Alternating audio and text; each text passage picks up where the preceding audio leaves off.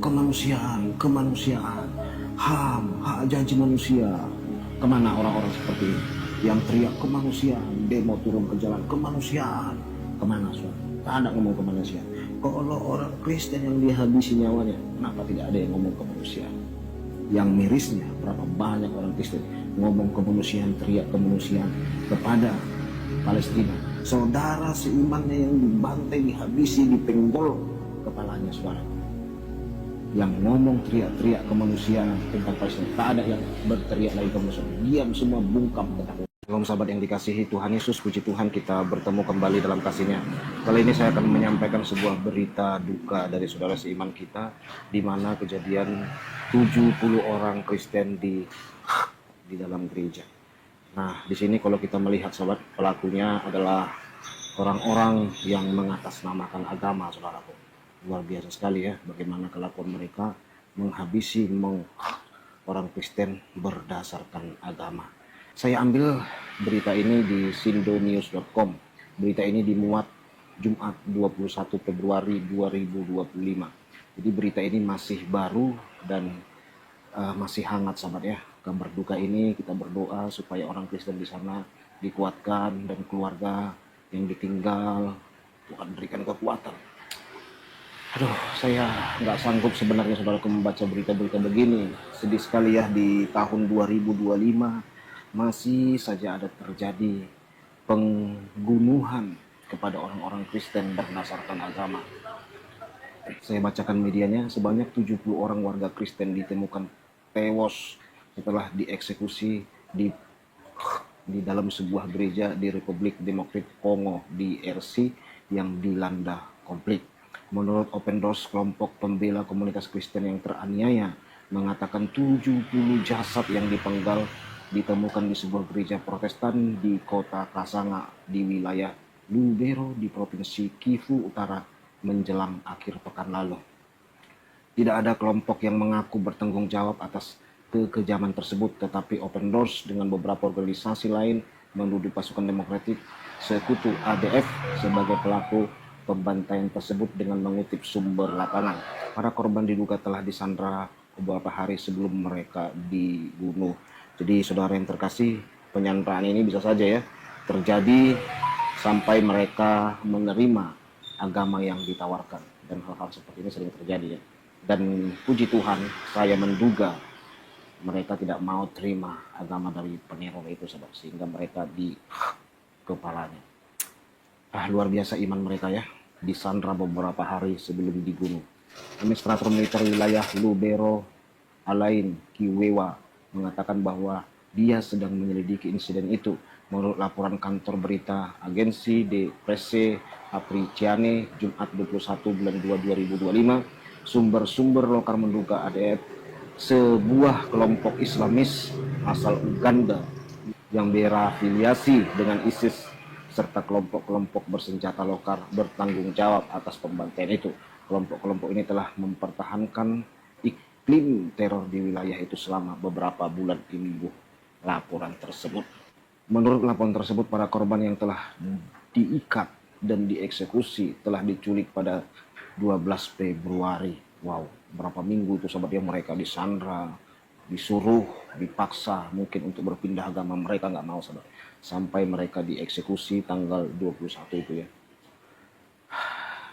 Aktivitas anti-aborsi konservatif Amerika Lila Rose memposting di Twitter ini sahabat ya. Nah, kalau di X itu di Twitter, mengerikan, 70 orang Kristen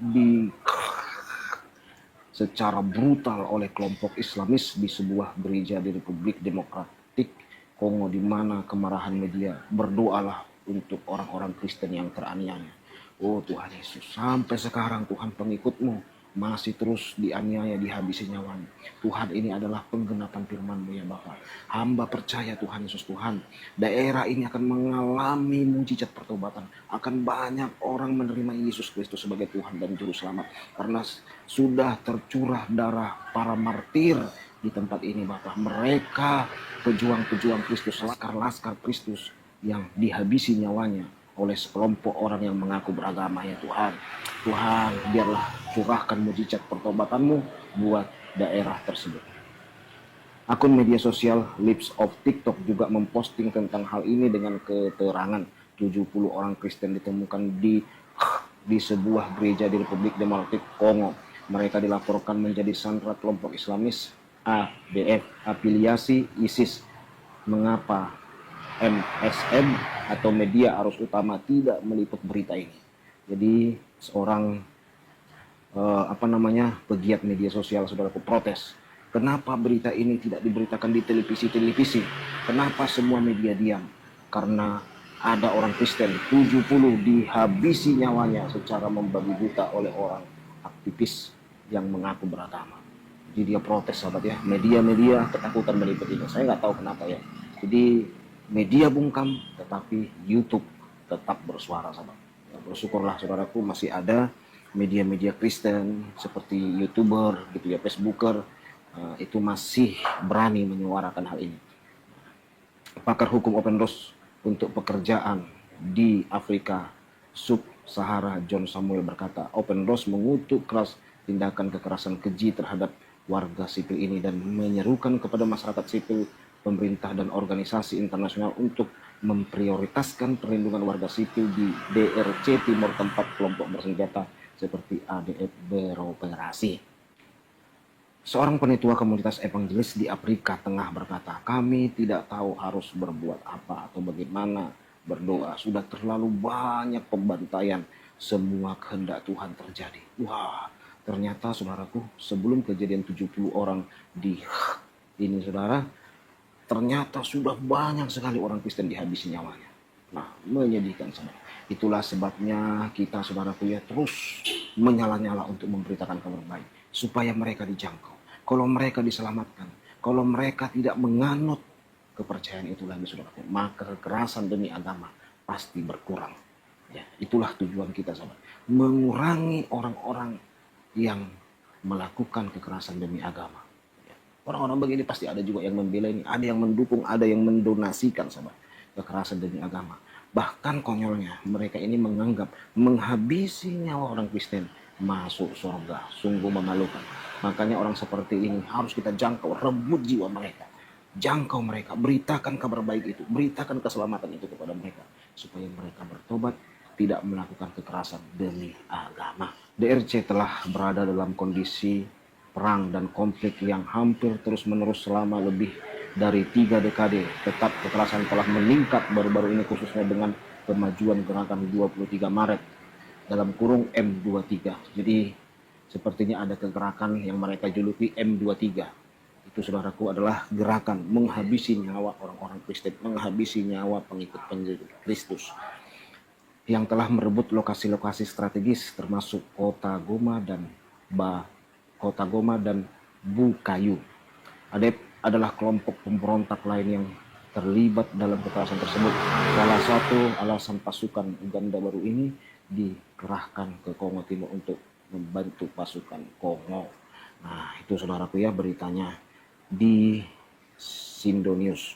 Nah, sebenarnya ada banyak lagi berita saudaraku di Twitter juga. Ini ada sahabat ya, di Twitter juga ada, di Instagram ada. Nah, ini Sindo di Demokrasi News. Nah, saudara terjadi ini ya. Tetapi media televisi takut sahabat ya untuk memberitakan ini. Miris sekali. Kenapa mereka takut ya?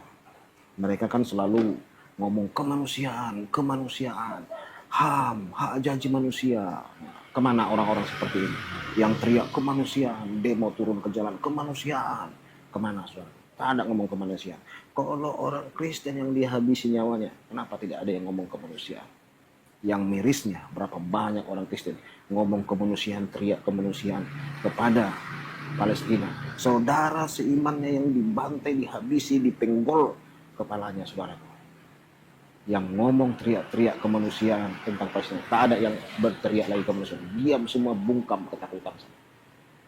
Mana orang-orang yang tadi ngomong teriak kemanusiaan, yang sok-sokan tadi? Tak ada sama. Kejadian di negara ini menurut berita ini sudah sering terjadi pembantaian 70 orang sama. Itu bukan jumlah yang sedikit, jumlah yang sangat banyak sekali saudara. Nyawa orang dihabisi. Kasihan itu. Kalau bapak-bapak yang dihabisi, saudaraku, maka istrinya akan menjadi janda, anaknya akan menjadi yatim. Kalau suami istri yang dihabisi nyawanya, kasihan anaknya kalau masih hidup, maka anak itu akan jadi yatim piatu. Akibat ulah-ulah orang yang mengatasnamakan agama menghabisi nyawa orang. Banyak kejadian ini, memenjarakan atas nama agama, menggeruduk rumah atas nama agama, menghabisi nyawa orang atas nama agama. Banyak kejadian begini-begini, saudara. Makanya kita terus betul memberitakan kabar baik, menjangkau mereka, supaya mereka tidak terpapar dengan kekerasan atas nama agama. Memang ketika kejahatan dibungkus berdasarkan agama, apapun akan mereka lakukan. Ya, bisa saja orang yang suka membunuh nyawa orang, menghabisi nyawa orang, jika dibungkus berdasarkan agama, maka ketika dia menghabisi nyawa orang, dia anggap itu pekerjaan mulia, pekerjaan yang benar. Makanya saudaraku, rebut mereka, jangkau mereka. Saatnya kita terus berdoa agar banyak orang diselamatkan karena nama Tuhan Yesus. Ketika nama Yesus diberitakan, Injil diberitakan, maka kesudahannya sudah semakin dekat. Puji Tuhan Bapak Ibu Saudara, itulah berita hari ini yang bisa sampaikan. Tuhan Yesus memberkati kita semua. Shalom. Salam saudara-saudara, berjumpa kembali bersama dengan saya di channel ini. Bagaimana kabar kita semua? Kiranya kabar kita terus baik-baik saja dan diberkati Tuhan dengan melimpah-limpah. Amin. Itu dia saudara, sangat mengerikan ya, bagaimana orang Kristen menjadi korban di gerejanya sendiri. Mereka dipenggol sebanyak 70 orang dan pelakunya adalah oknum-oknum Islam. Ya, saudara-saudara, sangat mengerikan. Dan ketika kita melihat video ini, saudara, sangat mengerikan ya. Dan sangat kasihan keluarga yang ditinggalkan. Kita berdoa kiranya keluarga yang ditinggalkan diberikan Tuhan kekuatan dan diberikan Tuhan penghiburan yang daripadanya. Saudara, bahkan kita tahu di negara mayoritas Kristen pun mereka berani melakukan hal yang keji ini dengan mengatasnamakan agama, membunuh orang. Ini sangat mengerikan. Seolah-olah Tuhan itu mengajarkan hal-hal seperti itu. Tuhan tidak mengajarkan hal itu. Memang Yesus pernah mengatakan bahwa akan ada nanti orang-orang yang akan membunuh kamu, dan mereka anggap itu adalah perbuatan yang memuliakan Tuhan. Padahal Yesus juga pernah katakan bahwa yang kamu lakukan adalah berusaha membunuh aku. Kalian adalah anak iblis dan iblis adalah bapak kalian. Karena yang kalian lakukan adalah berusaha membunuh. Jadi pembunuh adalah iblis itu sendiri. Nah, teman-teman, sangat disayangkan tanpa mereka sadari para oknum-oknum ini adalah suruhan iblis. Nah, kita berharap dan kita berdoa di negara Kesatuan Republik Indonesia hal ini tidak terjadi. Ya, kita bersyukur di negara ini, negara Kesatuan Republik Indonesia, kita itu memiliki yang namanya Bhinneka Tunggal Ika. Walau kita berbeda, tapi kita satu bangsa Indonesia. Dan negara kita bukanlah negara agama. Tetapi walaupun demikian, kita juga harus terus berhati-hati. Jangan sampai kita melepaskan iman dan percaya kita kepada Kristus. Karena akan ada nanti tantangan. Mungkin tantangan yang kita hadapi tidak seberat yang terjadi di Kongo ini. Tetapi tantangannya adalah seperti yang sudah sering terjadi di negara ini. Bagaimana gereja-gereja Kristen ditutup, gereja-gereja tidak diizinkan beribadah, orang-orang Kristen dilarang berdoa, orang-orang Kristen dilarang merayakan Natal. Itu mungkin tantangan yang kita hadapi di negeri ini. Tapi kita harus tetap menguatkan iman kita. Jangan sampai kita melepaskan kepercayaan kita kepada Yesus. Ya, jangan sampai kita menyangkal iman kita. Saya yakin yang terjadi di Kongo ini juga mereka itu dipaksa ya untuk masuk dalam agama radikal itu ya saudara. Tetapi justru mereka menolak dan karena itulah mereka dipenggol semua yang 70 orang ini. Nah, begitu juga dengan kita orang-orang Kristen ya. Pegang teguh iman kita. Yesus berjanji, kalian yang percaya kepada aku, di dunia ini kalian akan memperoleh 100 lipat kali ganda berkat daripada aku. Dan di dunia akan datang, kalian akan memperoleh hidup yang kekal. Bahkan Yesus juga mengatakan, kalian yang percaya kepada aku, kalian tidak akan binasa, tetapi akan kukumpulkan dan kalian akan memperoleh kehidupan yang kekal. Banyak janji-janji Tuhan yang memberikan kepastian kepada kita yang percaya, yang mengikut Kristus. Nah teman-teman, kiranya video yang saya bagikan ini boleh memberikan kepada kita pelajaran penting, dan video ini juga boleh membuat kita menjadi orang-orang yang terus berjaga-jaga dan berdoa dimanapun kita berada. Tuhan memberkati kita. Shalom, sampai jumpa di video selanjutnya.